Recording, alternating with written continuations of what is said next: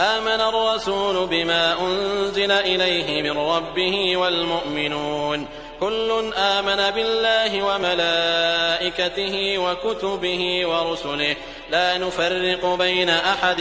من رسله وقالوا سمعنا وأطعنا غفرانك ربنا وإليك المصير لا يكلف الله نفسا إلا وسعها لها ما كسبت وعليها ما اكتسبت ربنا لا تؤاخذنا إن نسينا أو أخطأنا ربنا ولا تحمل علينا إصرا كما حملته على الذين من قبلنا ربنا ولا تحملنا ما لا طاقة لنا به واعف عنا واغفر لنا وارحمنا أنت مولانا فانصرنا على القوم الكافرين.